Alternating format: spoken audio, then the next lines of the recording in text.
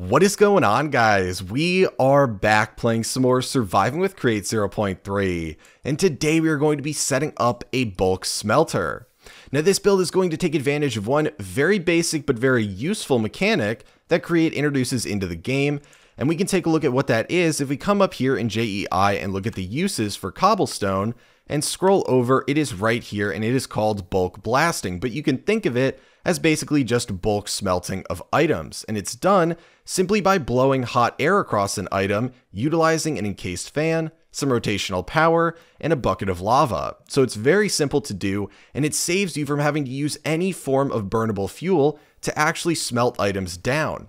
So today we're going to be taking advantage of this extremely useful and very cool looking mechanic, but we're going to be kicking it up a notch, and we're going to be using some game mechanics that apparently not a lot of people know about to increase the speed at which it smelts items by 5 times.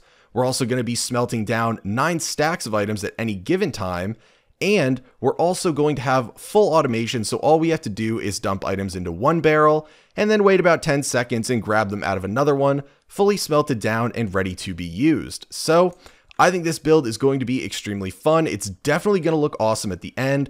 Tons of particle effects going on, tons of moving parts, and it's also really practical, especially if you are cooking down a ton of stuff at any given time, because it will save you a ton of burnable fuel. So we can now jump into it by first starting out with the requirements for today's episode.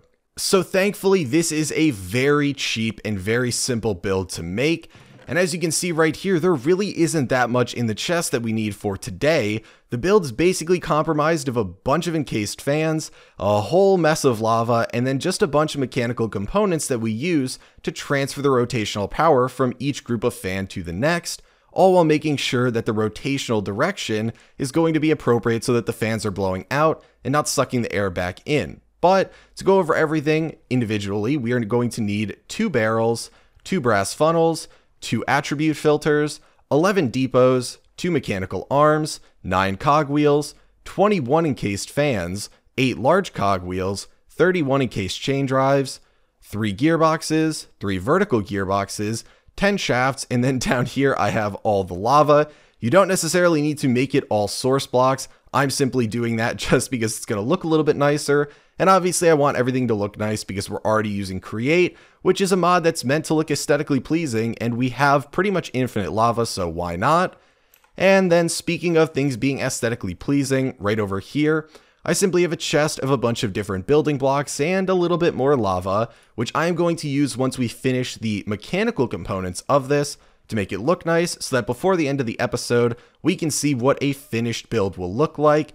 And it's definitely going to look awesome. I'm super excited to show you guys how it turns out. I've planned through majority of this, so I already know it's going to look pretty cool, but I'm going to be mixing things up a little bit, but we are going to be putting it right over here. So if you did not see last episode, this is the Create storage room, and I figured this would be a great place to build this, considering there's a lot of stuff over here that I am going to be smelting down. For example, I just have all this cobblestone laying here that I want to cook down into regular stone, and this will make the trip a lot easier to make, especially if I have multiple inventories, instead of having to lug it somewhere else in my base, possibly to another floor. So this is where the setup is going to go.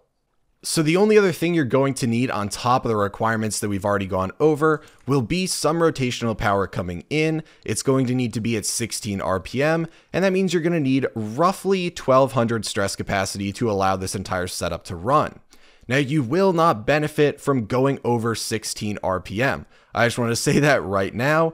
And there is one specific reason for that we're going to go over in a minute, but you do not need to make it any higher than that. It's just extremely important that you know that. Otherwise, you are simply going to be wasting stress capacity for no good reason. So once you have that, we are good to jump into the setup. So we can grab all the items out from this chest right here.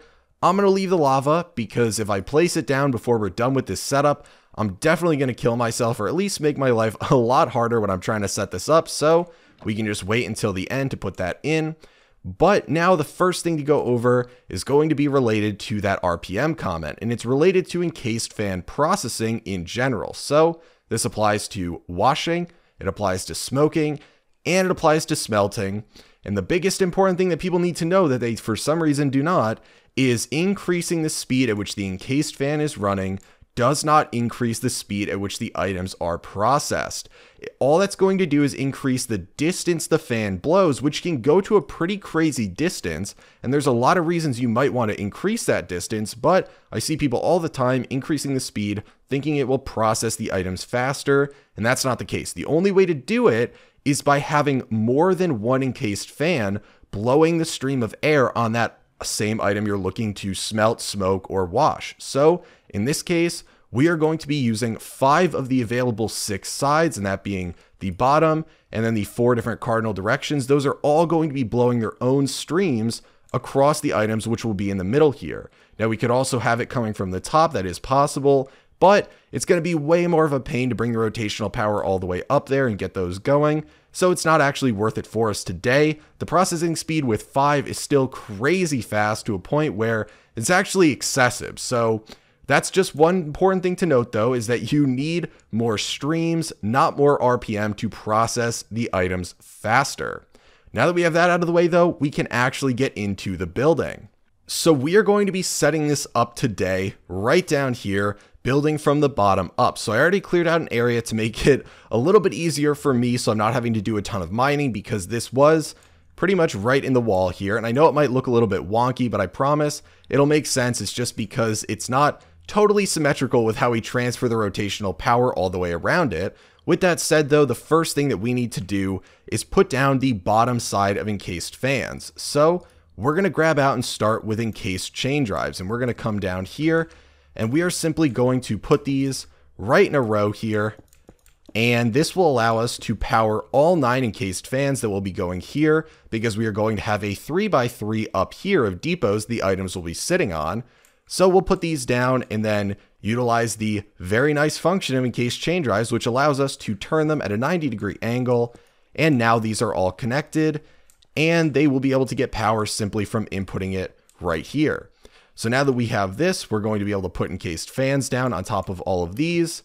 And an important thing to note that a lot of people comment on is, yes, these can be more expensive than doing like belts or something like that with shafts, but you have the added benefit that these do not add any stress requirements for your system. So if you're wondering why I tend to use, let's say, gearboxes, cog wheels, pretty much anything other than belts and shafts in a system, it's because I do not want to incur any additional stress capacity requirements if I can avoid it, especially if you're running stuff at very high RPM.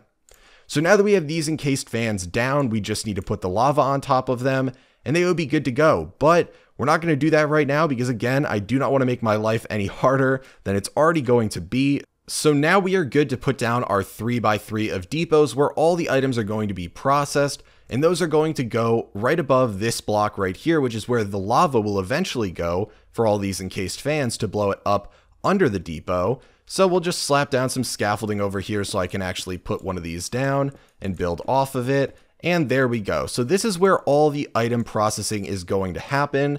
And this is really nice to have set up at the beginning because it allows us to make sure everything else is situated properly to blow the hot air across these. And this is important because it needs to actually blow the hot air across the top of these. Now, if you've used depots before, you'll probably know that if you're using just one or you're using a straight line of them, you can actually blow the hot air directly into the side and it will still come in contact with the item.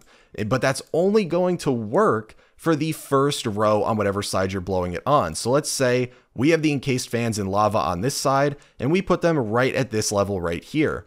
Well, then all of these 3 right here will all still get hit by that hot stream of air, but none of these 6 will. If we want these to be hit too and get all 9 in that stream, we need to bring it up 1 level so it's blowing the hot air across the top. So another important thing you need to make sure you're doing properly when you're attempting to mass process instead of just using a single depot or something like that. So if we kind of map out how we want to put these down, we can get everything situated properly. So right here, we are going to be having all the iron bars, which will keep the lava contained. Lava can in fact be blown through the hot bars using the fan, so those are not a problem to have there. They look pretty cool too. The lava will then be here, which means the encased fans will then be right here. And I should actually make sure that I also place down the encased chain drives first. So I'm going to pick these back up, and we are going to be running encased chain drives all across the back here. And then we can go and we can place back down the encased fans right here. We're going to do the same exact thing over here with encased chain drives, another 3 encased fans. Over here, we're going to do the same thing, but we're only going to use 4 encased chain drives. And that's because when we transfer the rotational power, it's going to go from here to here to here to here. And then we don't need to do anything right here because obviously we don't need to bring it back to this side. So we actually only need 4 over here. And so then we place down these 3. And finally, we can do the encased chain drives over here to start it out. And I guess we should probably not connect this part simply because this one is going to make everything start blowing. And we really don't want that just yet. So we'll hold off on that. But we can put down the encased fans and I can fill back in the stone I just got rid of. That would make it so much harder to do this. If you hook this up to rotational power, even if there is no lava around, you're still going to be getting blown around as you try and hook all these things up together. So definitely try to avoid that if at all possible. It will be good though that we can hook that up when we try to test out the direction of rotation for all of this stuff though. So what we need to do now is start connecting all of these encased fans with these ones and so on and so forth. So we're going to do that using some shafts and using some large cogwheels and I think it would be regular gearboxes for this one. So we are going to come out with a shaft here, and then we are going to come out over here with a regular gearbox. And I believe we want to put down a cogwheel right here. And if we mine out this right here, we should be able to see that we can put down another gear. And these now should be rotating because they're in contact with each other. It looks a little bit weird. But if we come over here and put down the chain drive, we're going to start getting blown, but you can see now that they're blowing in the correct direction. So it looks a little bit wonky because these are, it doesn't really look like the teeth are connecting, but I guess they technically are. So it is a little bit confusing. They also are clipping in the wall a little bit, but don't worry. The lava is going to be going right here, and this is all going to be covered up. But we really basically just wanted to have this down to verify that everything is going in the correct direction. So we can grab it back now and do the same exact thing over here. So we're going to want to put down a cogwheel right here. And I believe we might need another gearbox right here. So let's test this out and let's see. Again, we want to make sure they're blowing in the correct direction. So yep, you can see that now these are blowing, and these are blowing. You really need to make sure that none of them are sucking. Well, I just turned that instead of grabbing it back. Either way, it stopped. But you want to make sure that none of these are sucking air in. Otherwise, it's not actually going to utilize the lava in front of it to smelt items down for you. So then over here, we're going to do the same exact thing. And I believe we need the final gearbox right here. Large cogwheel, shaft, and another large cogwheel. And finally, we can verify it for the last time by doing this. And you can see everything blows right into the center here. So that's all well and good. Now we can disconnect this one final time. And we don't honestly have that many more steps to do. The next thing we can worry about is getting the inputs in here. And then we can worry about the mechanical arms that will be transferring the items. So I guess we can actually use scaffolding for this. Either way, it doesn't really matter. But we can simply come up right here. And we want barrels to be able to put the items in to then get transferred down here. So the way we're going to do this is by putting the items in barrels, having those go out using some filters and some brass funnels onto depots. The first barrel will go right here. The other one's going to go right here. And then we're going to put down, we need to put down some stone just so we can orient these properly. Eventually there'll be glass here, but we're going to put a depot right there. And we're going to put a depot right there. So we're going to have this one be our input chest, and this one will be the output chest. And so we're going to come over, put down our brass funnel. We always need to make sure, obviously, that the arrow is in the correct direction. So in this case, because this is the input, we want it dropping onto the depot. And this one over here, we want it going up into the chest. So we're simply going to right click with the wrench. And this one, you actually don't need a depot here. We're not going to be putting the items on the depot.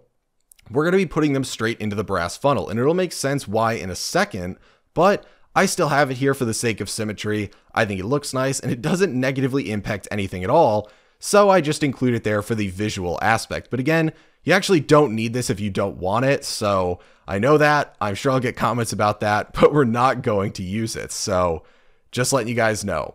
Now we need to worry about the filtering for this, and the filtering is really what makes this whole thing work. And I will say there is a flaw in the filtering. It's unavoidable, and you have two options when it comes to doing bulk smelting like this. One option is complicated redstone that can run into issues unless you are processing the appropriate amount of items at any given time. And it can break if you're playing on a server and the tick times get a little wonky. All of that can cause issues for it. The other solution is to use the attribute filters, and these things are great. So I know they definitely don't get as much love as they should when it comes to create, and I personally have not given them as much love as I should, but today we are going to put them to good use. So I'm actually going to separate these out. So we are going to have our input one and our output one. And again, these make the whole thing work. Now, the one flaw they run into, I can go over in a second, and I'm sure some of you might notice it. But to start out, we are going to have what allows us to pull items from the chest. So two things that we're going to use. We'll use cobblestone to set this. Actually, we can just use beef, honestly, which is a little bit interesting. But regardless, we can just pull the beef out of here and put it in. So there are two stats that matter to us, or attributes, when it comes to setting the inputs. And that is can be smelted and can be smoked. So the biggest issue with all of this is pretty much every item that can be smoked can be smelted. But they can't actually be bulk smelted or blasted. If they are, they'll just be destroyed, because any item that can't be bulk blasted is going to get destroyed. So unfortunately, we want to make sure that nothing in here that can be technically smelted, but also can be smoked, is brought out. So this will make sure that to start, that no incorrect items, like if you were to put a piece of gear in here, gets pulled out, but also that no items that maybe technically could be smelted but can't be blasted also get pulled out. So we're going to set this to allow list all, which means that items can only pass if they have all the attributes, and we want it so that they can be smelted, yes, but that they cannot be smoked. And this is add opposite attribute to the list, this far button on the right. So if we add that and we look at the tag, they can be smelted, but they cannot be smoked. This is important because, again, it'll prevent any incorrect items from getting pulled out. And again, if you have an incorrect item pulled out and it gets onto one of those depots, it is going to be destroyed in almost an instant. So definitely something that we want to avoid and have a fail-safe for in our system. So we're going to come over here and slap this filter down. Oh, it doesn't want to let us click it on there from this angle. But there, oh, it doesn't, why is it not letting me put this in there? There we go. Okay, it is so particular, even if you're looking at that, about putting it on there. My goodness. Now, the attribute filter that is going to allow us to pull items off is an important one too, because the items need appropriate time to process on the smelter, and so we need to let the arm know what items it should pick up that are totally done. And the way we're going to do this is by putting the allow list on any, which means items pass if they have any of the selected attributes, and we are going to come over and we're going to grab out stone. And we're going to set 2. So, well, I guess we should actually probably grab out, yeah, we'll do stone. So can be smelted. We want to add the opposite to the list.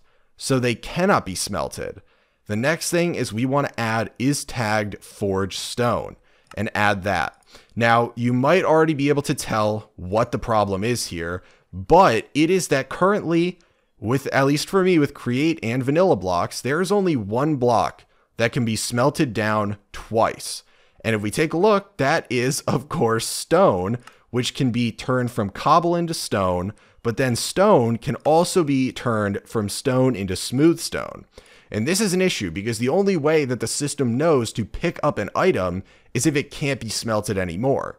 Again, there are 32 different recipes that are available for items in here, and only one of them can be done twice. Now, I don't know how frequently people use this recipe from stone to smooth stone, but unfortunately, that is the one recipe that will not work with this smelter. The only way to avoid this issue is to have a complex redstone timer that can still break in a lot of different scenarios on this. So again, I apologize. There's no way for me to get around this. I spent hours trying to. If you guys have any ideas, feel free to let me know, but the main issue is right here.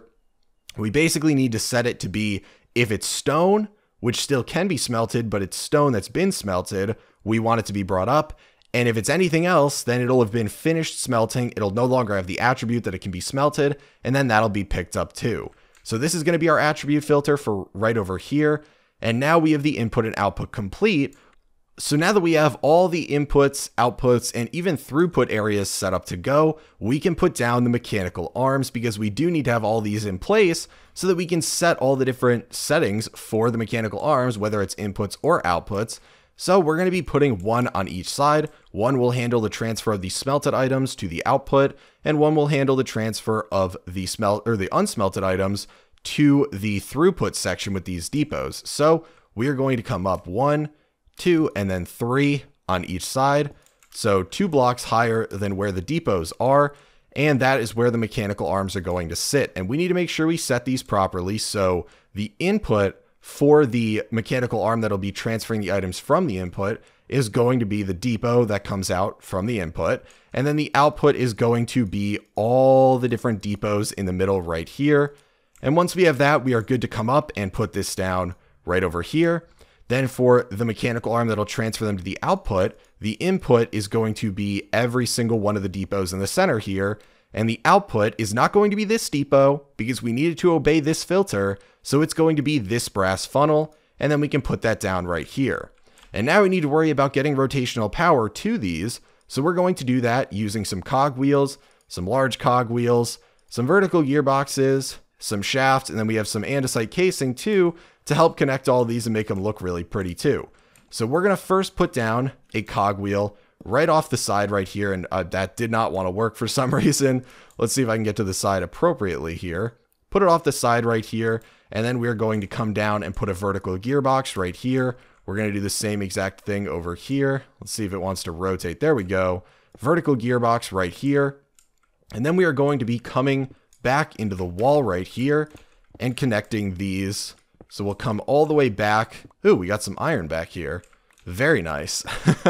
Not that I'm really concerned with it, but I'll mine it anyway because I know it freaks people out if I don't do that. But we have an infinite iron generator. It's 700 iron an hour. I'm not really concerned, but you guys always get bothered if I don't mine the iron, so I'll do that. But regardless, we are now going to tier up the speed 2 times from 16 to 32 RPM to help move the mechanical arms a bit faster. So we're going to do this simply by putting down a large cog wheel right here, putting down a regular cog wheel right here, and then using our shafts to connect this over from right here, and then using our andesite casing right on these just like that, so it looks a little bit nicer, and we don't have to worry about seeing it through the little opening right here in the top of the vertical gearbox. And now we can come over here and do pretty much the exact same thing, except I'm a little bit worse at parkour over here. Let's see if I can get it this time. There we go. Very nice. Extremely skilled at create parkour. That's clear. That's my version of create parkour right there. I'm never doing any of those parkour courses, but okay, so we'll slap down the large cog wheel again. Regular cog wheel.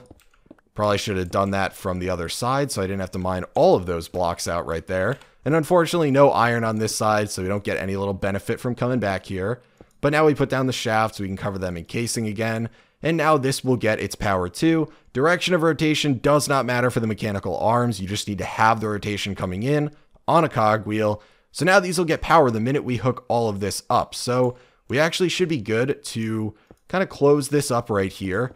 Come out. We should be good to close this one up too. And I think if we were to finish connecting this right here, that's the last part until we can connect everything. And then all we got to do is throw down the lava and make it look nice. So we're going to put down a vertical gearbox right here. And then we are going to put down 5 cog wheels going all the way up. And I know this looks very funny, but it allows us to transfer this cheap without any impact to the stress capacity. And I believe this should pop it out if we use an encased chain drive right here, and then a shaft right here. Everything should be going in the correct direction, and the mechanical arm should be getting power. So let's get rid of these right here, and let's take a look. So all the fans blow us into the center. That's exactly what we want. And then if we come down here, the last thing to check is these are in fact blowing up, and they are. So everything is good to go. So what I'm going to do now is I'm going to hop off camera. I'm going to put the lava down, which will be going right in front of every encased fan. I'm going to build a little bit around the room to make it look nice. And when we hop back, the room will be done, ready for a trial run. And we'll see just how fast this thing can cook down some cobblestone into stone, maybe some other various things. But regardless, let's see how it turns out.